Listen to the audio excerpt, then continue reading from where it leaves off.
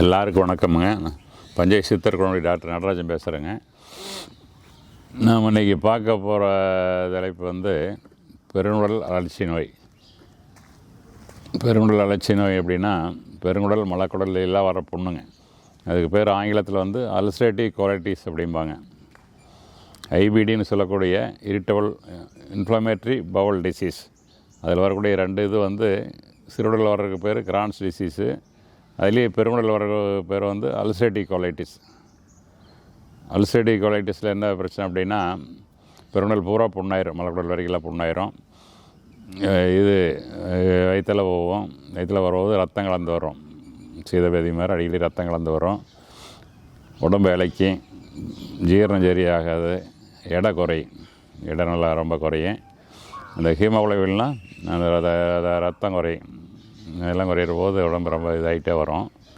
இதுக்கு ஆங்கில மருத்துவத்தில் குணப்படுத்துறதுக்கு எந்த மருந்தும் கிடையாது. ஓரளவு கட்டுப்படுத்துறதுக்கு தான் மருந்து இருக்குது வழியா. அது ஸ்டேட் கொடுப்பாங்க. அது சைடு எஃபெக்ட் நிறையா இருக்குது. இம்யூனோ சப்ரசன்ஸ் அப்படின்ட்டு நம்முடைய நோய் எதிர்ப்பு சக்தியை குறைக்கிறதுக்கு மருந்து கொடுப்பாங்க. குறைச்சி வச்சோம்னா இது ஆகாது. இது என்ன காரணம் அப்படின்னா, இது ஆட்டோமின் டிசீஸ் சொல்கிறது. நம்முடைய உடலில் இருக்கக்கூடிய நோய் எதிர்ப்பு சக்தி ஆற்றல் இருக்குல்ல, அதில் நிறைய ஆன்டிபாடிஸ் எல்லாம் இருக்கும். இது வெளியிருந்து வரக்கூடிய நோய் கிருமிகளையும் வைரஸ்களையும் மற்றது எல்லாத்தையுமே இது தடுத்து அதை அழிச்சிரும். அதுதான் இயற்கையாக இருக்கிறதுங்க. நம்ம ஆட்டோமின் டிசீஸுங்கிறது நம்முடைய நோய் எதிர்ப்பு சக்தி அணுக்களே நம்ம உள்ளூர்களுடைய உறுப்புகளையே அந்த இது உள்ள எதை வேணாலும் போய் அட்டாக் பண்ணலாம். அது அட்டாக் பண்ணிச்சு அப்படின்னா இதுதான் ஆட்டோமின் டிசீஸுங்கிறது. உள்நாட்டு குழப்பம் மாற நம்மளால் அடிக்கிற மாதிரி அது மாதிரி இதாகிற போது அந்த புண்ணு சாமானியம் இதாகாதுங்க, சரியாக வராது. அதை சரி பண்ணுறதுக்கு நம்ம சித்த வைத்திய முறையில், நம்ம இயற்கை மருத்துவ முறை, நம்ம பஞ்சய மருத்துவத்திலாம் நல்ல நல்ல மருந்துகள் இருக்குது. முற்றிலும் குணப்படுத்தலாம்,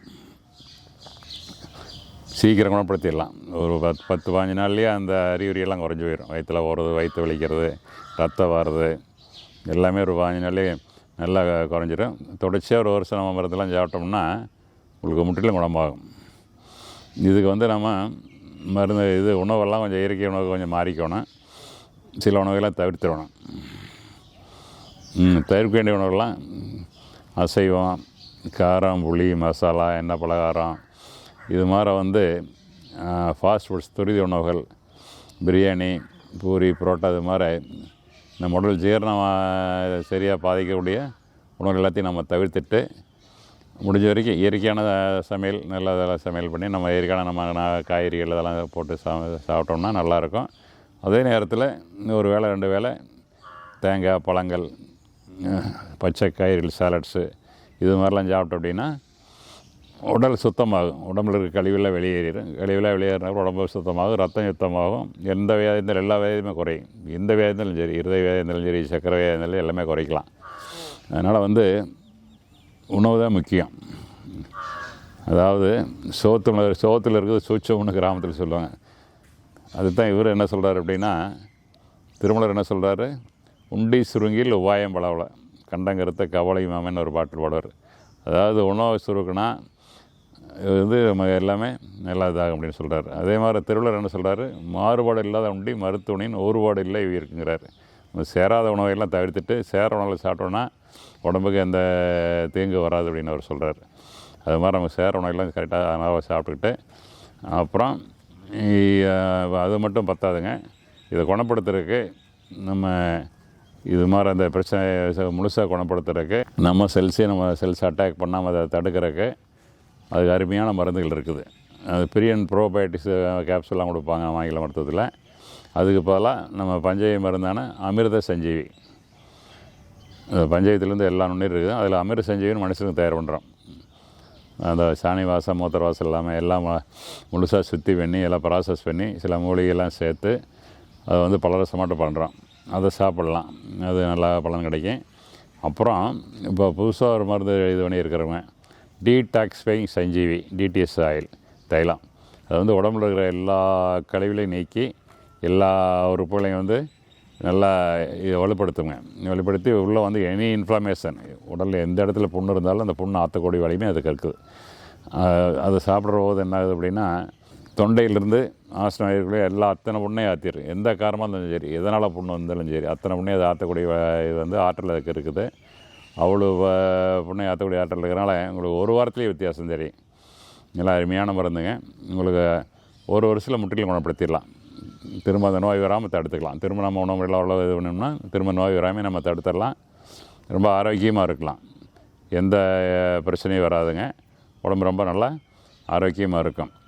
அப்புறம் இதெல்லாம் இல்லாமல் நாம் இன்னொரு தைலம் வச்சுருக்கிறோம், கரூரார் சஞ்சீவி தைலம்னு. அது வந்து உள்ளுறுப்புகளையெல்லாம் குளிர்ச்சி பண்ணுறதுக்கு, உள்ளுறுப்பையெல்லாம் வலுப்படுத்துறதுக்கு. அது நாம் என்ன பண்ணலாம் அப்படின்னா, அதை வந்து தினமும் நாம் இரவு படுக்கிறதுக்கு முன்னாடி தொப்புளில் வந்து உள்ள 5 சொட்டு, தொப்புளை சுற்றி பெரிய வட்டமாக ஒரு 15 சொட்டு விட்டு 108 தடவை இப்படி இது பண்ணலாம், தேய்ச்சி விடலாம். சும்மா லேசாக குழந்தைக்கு நீவுற மாதிரி நீவி விடலாம். நீவி விட்டோம்னா என்ன ஆகும்னா உள்ளுறுப்புகள்லாம் குளிர்ச்சி ஆயிரும். உள்ளுறுப்புகள்லாம் தொடர்ச்சியாக வேலை செய்கிறோம், நல்லா உஷ்ணமாயிரும். அது பெற்று அதிகமாகும் நாம் உடம்பு கேட்டால். அதுக்கு தான் வாரத்தில் ஒரு நாளைக்கு 2 நாளைக்கு எண்ணெய் வச்சு குளித்தாங்க அந்த காலத்தில். இப்போ யாருமே எண்ணெய் தேய்க்கிறது இல்லை. குழந்தை பிறந்தா கொஞ்சம் தலையில் வைக்கிறாங்க, செத்த பிறகு தலையில் வைக்கிறாங்க. இப்போ சுடுகாட்டுக்கு போகிறதுக்கு முன்னாடி. காலம் மாறி போச்சு, கலிகாலம். எல்லாம் வெள்ளைக்காரனாக மாறிட்டானுங்க. நம்ம இதை கடைப்பிடிக்கிறது இல்லை. அப்போ அது மாதிரி இதை புல்லு போடுறது உள்ளுறுப்புலாம் கூலிங் ஏறது என்ன பண்ணோம்னா உள்ளுறுப்புலாம் நல்லா வேலை செய்யும். இப்போ வந்து கல்லீரல் நல்லா வேலை செஞ்சுன்னா கழிவெல்லாம் வெளியேறிடும். ஜீர் நல்லாவும் பசி நல்லாவும் உடம்பு நல்லாயிருக்கும். அதே மாதிரி கல்லீரலில் இருக்கக்கூடிய அந்த கொழுப்பெல்லாம் போயிடும். ஃபேட்டி லிவர்னு பார்த்திங்கன்னா இப்போ 100க்கு 60 பேர்த்துக்கு ஃபேட்டி லிவர்னு ரிப்போர்ட் வருது. அல்ட்ராசவுண்ட் எடுத்து பார்த்தோம்னா பயந்துக்கிறாங்க. அப்படி விட்டோம்னா கொழுப்பு வந்து ஏரில் கெட்டு போயிடும், பின்னாடி கேன்சர் வரலாம். அடுத்தது வந்து கணையம், இன்சுலின் சுரக்கிறது, பேன்க்ரியாஸ். கணையம் வந்து எல்லாம் குளிர்ச்சி நல்லா வேலை செஞ்சு அப்படின்னா கணையம் வேலை செய்கிறது இன்சுலின் நல்லா சுரக்கும். இன்சுலின் நல்லா சுரந்துன்னா சர்க்கரை வியாதி இருக்கவங்களுக்கு சர்க்கரை குறையும், சர்க்கரை வியாதி இல்லாதவங்களுக்கு சர்க்கரை வியாதி வராது. அந்தளவு நல்லா வேலை செய்யும். அதே மாதிரி மண்ணீரில் நல்லா வேலை செய்யணும்னா ரத்தம் நல்லா வரும். அடுத்தது வந்து நமக்கு கிட்னி, சிறுநீரகம் நல்லா வேலை செஞ்சுன்னா ப்ரெஷர் இருக்கவங்களுக்கு ப்ரெஷர் குறைஞ்சிரும். இந்த உச்சதெல்லாம் குறைஞ்சி ப்ரெஷர் குறைஞ்சிரும். மற்றவங்களுக்கு வந்து உடலில் இருக்கிற கழிவுகள்லாம் சிறுநீர் வழியாக வெளியேறிடும். அது ஒரு இது. அப்புறம் பிளாடரு, ப்ராஸ்டேட் அதெல்லாம் கூலிங் ஏற போது அந்த சிறுநீர் பிரச்சனை, சிறுநீரில் கல் இது மாதிரி பிரச்சனைலாம் வராது. அடுத்தது வந்து இறப்பையிலேருந்து குடல் வரைக்கும் எல்லா வயிற்றில் இருக்கிற இறப்பை, குடல் எல்லாமே, சிறுகுடல் பெருங்குடல் எல்லாமே குளிர்ச்சி ஆயிரும். எல்லாம் குளிர்ச்சி ஆகிற போது உங்களுக்கு பசி நல்லாவும் ஜீரணம் நல்லாவும், சாப்பிட்ற உணவு உடம்புல சேரும். அந்த உணவை வந்து சத்தை வந்து உடலை உறிஞ்சி எடுத்துக்கும், குடலை வந்து உறிஞ்சி எடுத்துக்கும். உறிஞ்சி எடுத்துக்கிற போது வந்து ஆரோக்கியமாக இருக்குது. சில பேர் எத்தனை நாள் உடம்பு வேறு மாட்டேங்குவாங்க, உடல் எடுத்துக்க மாட்டேங்குது. அப்போ வந்து குடல் ஆரோக்கியமாக இல்லை. குடல் ஆரோக்கியமாக இருந்தால் தான் உடம்பு ஆரோக்கியமாக இருக்கும். அது முதல்ல நாம் புரிஞ்சுக்கணும். அப்புறம் இதெல்லாம் பண்ணுதுங்க. அப்புறம் இது இல்லாமல் இதை போட்டு தேய்க்கிற போது இருதயம் வலுவாகுது. இருதயம் வலுவாச்சுன்னா உடம்பு ஆரோக்கியமாக இருக்கும். 100 ஆண்டு சுலபமாக வாழலாம். அதே மாதிரி வந்து தூக்கம், அருமையாக தூக்கம் வரும். தூக்க மாத்திரையே வேண்டியதில்லை. 2 மாத்திரை விட எப்படி தூக்கமோ அந்த தூக்கம் அவ்வளோ தூக்கத்துக்கு வரும். அப்புறம் கை கால் வலி, அசரிக்க எல்லாம் முழுசாக குணமாயிரும். ஒரே எண்ணெயில் பல வியாதி இதாகுது. அதனால் இந்த முறைகள்லாம் நம்ம பயன்படுத்தி, உணவு முறைகள், நம்ம இயற்கை மருந்துகள் இதெல்லாம் சாப்பிட்டு வந்தோம்னா இது மாதிரி கொடிய வியாதிகள், குணப்படுத்த முடியாத வியாதிகள்லாம் நம்ம குணப்படுத்தி ஆனந்தமாக 100 ஆண்டு வாழலாம். நன்றி, வணக்கம்.